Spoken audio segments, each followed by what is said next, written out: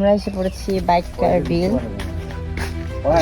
Biker বিলে চলে এসেছি। এই যে এখানে অনেক ধরনের পাখি, মাছ সবকিছু আছে। এই যে এখানে দেওয়া স্থানীয় বাইকার বিল।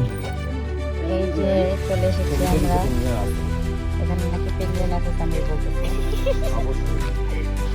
তো আমরা এখন দেখি সামনে কোথায় পেঙ্গুইন পাওয়া যায় না।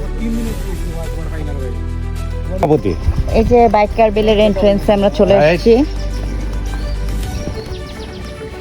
এখন বাইকার বিলের এন্ট্রান্সে আমরা চলে এসেছি।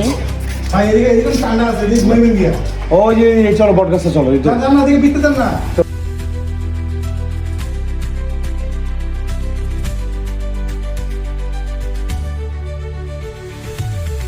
জঙ্গল। ঋতু হাই, একটু সাবধানে, এখানে অনেক গহীন জঙ্গল, কেউ নাই, শুধু প্রাণী, মানুষের কোনো অস্তিত্ব এখানে নেই।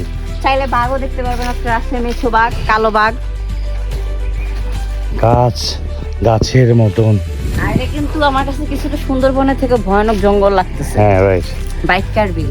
বাইকাবিল, সাবধান সবাই। আর শ্রীমঙ্গলে তো ভূতের গল্প আপনারা জানেনই, কিন্তু বাইকার বিলে থাকে। বাকি ডিটেইলস শুনতে ট্রাভেল উইথ সানভীরের সাথেই থাকুন এন্ড ভূত এফএম এ যে শুনুন।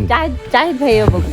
সত্যি কথা বলতে বাইকা বিলের আসল সৌন্দর্যই ছিল আপনার এই বাইকা বিলের মধ্যে নৌকা ভ্রমণটা। এখানে আপনার শাপলা ফুল দিয়ে পুরা নদীটা ভরে যায়, খুবই সুন্দর লাগে। গাছগুলো যে দেখতে পাচ্ছেন এগুলো কিন্তু সব ম্যানগ্রোভ ট্রি, বৃষ্টির কালে সব ভরে থাকে পানিতে। হ্যালো, আমি আর সানভীর এখন বাইকার বিলে চলে আসছি। বাইকার বিলের পরিবেশটা অনেক সুন্দর। এখানে আমার সাথে জাহিদ ভাই আমাদেরকে সব দেখাচ্ছে। অসাধারণ একটা ভিউ পাবেন আপনারা। আর বাইকার বিলটা, ওই যে বিল দেখা যাচ্ছে, বিলের পানিটা একটু কমে গেছে, কারণ আমরা এখন তো বর্ষাতে আসিনি। বর্ষা আসলে এই জায়গার ভিউ অনেক ভিন্ন থাকে, অনেক সুন্দর হয়ে যায়।